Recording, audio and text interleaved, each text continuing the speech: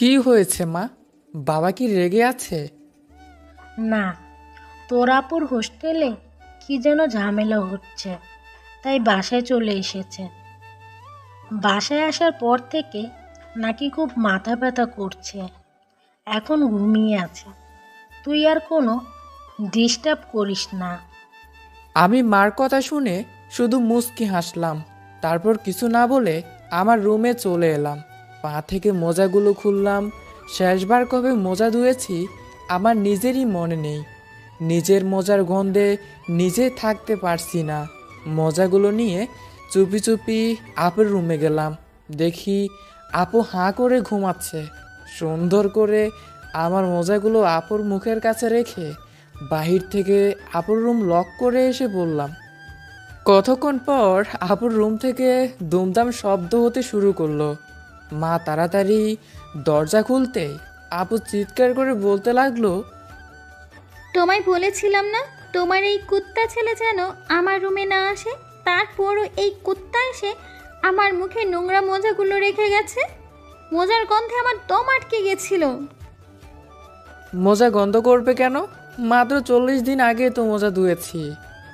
এই কথাটা বলে আমি কোনো রকম আপুর চোখের সামনে থেকে চলে গেলাম।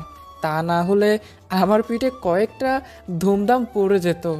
বিকেলে যখন বাসার বাইরে যাব তখন আপু ডেকে বলল, সবুজ, আমার ফোনে 100 টাকা লোড করে দিস তো। আমি আপুর থেকে টাকাটা নিলাম। সন্ধ্যায় যখন বাসায় ফিরি তখন আপু বলল, কে রে, তোকে কখন বললাম টাকা লোড দিতে, এখনো তুই লোড দিসনি? আমি অবাক হয়ে বললাম, তুই না নিজের মুখে বললি এই নে 100 টাকা তোর হাতে খরচের জন্য দিলাম। আমি তো খরচ করে ফেলেছি।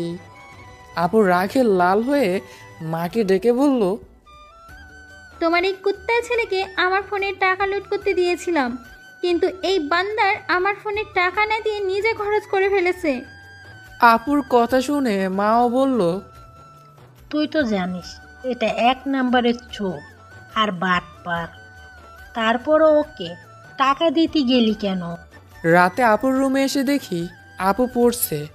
আমি আপুকে বললাম, আপু একটু ভেতরে আসবো? আপু তো অবাক হয়ে আমার দিকে তাকিয়ে বলল, তোর মতলবটা কি? কখনো তো আমার রুমে ঢোকার সময় অনুমতি নিস না, আজ হঠাৎ নিচ্ছিস যে? আমি মাথাটা নিচু করে বললাম, আপু আজ আমার রেজাল্ট কার্ড দিয়েছে, আমি ফিজিক্সে ফেল করেছি। আপু হাসতে হাসতে বলল, খুব ভালো হয়েছে, এখন আমি বাবাকে বলে তোকে ইচ্ছে মতো মার খাওয়াবো। আমার সাথে এমন বান্দারগিরি করিস, এখন বোঝাবো মজা। এমন সময় বাবা রুমে এসে আমাকে বলল, কিরে, তোর না আজ রেজাল্ট কার্ড দেওয়ার কথা ছিল? আমি কিছু বলার আগে আপু বলল, না বাবা, এখনো দেয়নি। আর রেজাল্ট কার্ড দেখে লাভ কি? আজকাল কলেজগুলোতে অনেক কঠিন প্রশ্ন করে। আমি পিএসের ফিজিক্স আর কেমিস্ট্রির প্রশ্নটা দেখেছিলাম। আমি শিওর কলেজের সবাই এই দু বিষয়ে ফেল করবে, এতই কঠিন প্রশ্ন হয়েছে। বাবাও আপুর কথা শুনে আস্তে আস্তে করে বলল, একটু তো প্রশ্ন কঠিন হবেই নাকি? এই কথা বলে বাবার রুম থেকে চলে গেল। আমি আপুর দিকে তাকিয়ে বললাম, তোর মতো একটা বোন থাকলে এদেশে ঘরে ঘরে বিজ্ঞানী তৈরি হতো, কারণ সব বিজ্ঞানীরাই কোনো না কোনো বিষয় ফেল করেছে। আমার কথা শুনে আপু আমার পিঠে কষে থাপ্পড় মেরে বলল, ফিজিক্সে ফেল করে আবার বিজ্ঞানী হবে? এইবারের মতো বাঁচিয়ে দিলাম, নেক্সট টাইম আর বাঁচাবো না। এখন যা সামনে থেকে। 20 মিনিট ধরে আপুর ব্যাগ জিনিসপত্র বহন করে আপুকে গাড়িতে তুলে দিলাম। বাসে যখনই ছেড়ে যাবে তখন আপুকে বললাম, আপু এত কষ্ট করে তোর ব্যাগগুলো নিয়ে এসেছি, কিছু টাকা দে তো। আপু মুচকি হেসে বলল, তুই কুলি নাকি যে টাকা চাইছিস? আপুর কথা শুনে মেজাজ খারাপ হয়ে গেল। রাগে চলে আসলাম। অবশ্য আপু পিছন থেকে ডেকেছিল, কিন্তু আমি শুনিনি। সকালে হঠাৎ আমার ফোনে একটা মেসেজ দেখে চমকে উঠলাম। কে যেন আমার বিকাশে 10,000 টাকা পাঠিয়েছে। তার কিছুক্ষণ পরই আপু ফোন দিয়ে বলল, কি রে, টাকা পেয়েছিস? আমি পুরোপুরি অবাক হয়ে বললাম, এত টাকা পাঠিয়েছিস কেন? তুই না নতুন ফোন কিনতে চেয়েছিলি, তাই টিউশনের টাকা পেয়ে তোকে দিলাম। আর 5,000 টাকা কয়দিন পর দিচ্ছি, তখন 15,000 টাকা দিয়ে নতুন ফোন কিনে নিস। আমি খুশিতে চিৎকার করে আপুকে বললাম, আপু প্লিজ আর কিছু টাকা বাড়িয়ে দিস, 18,000 টাকা দিয়ে নতুন মডেলের একটা ফোন কিনবো। কিন্তু আপু আমার কোনো কথা শুনেনি, শুধু হ্যালো হ্যালো করতে লাগলো। এমন সময় শুনি কেউ একজন আপুকে বলছে, কি রে, আর কত এই নষ্ট টেপ মারা ফোনটা ব্যবহার করবি? এবার তো একটা নতুন ফোন কেন। আপুর ফোনের হয়তো স্পিকার নষ্ট হয়ে গেছে, তাই আমার কথা শুনতে পারছে না। কিন্তু আমি ঠিকই আপুর কথাগুলো শুনছি। মুহূর্তের জন্য নিজেকে পৃথিবীর সবচেয়ে স্বার্থপর ভাই মনে হলো।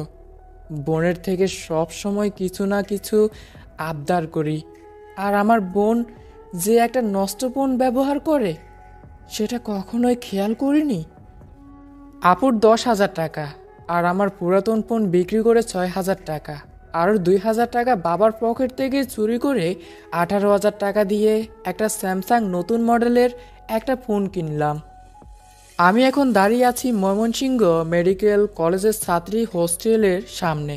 আপুকে ফোন দিয়ে বলেছি নিচে আসতে।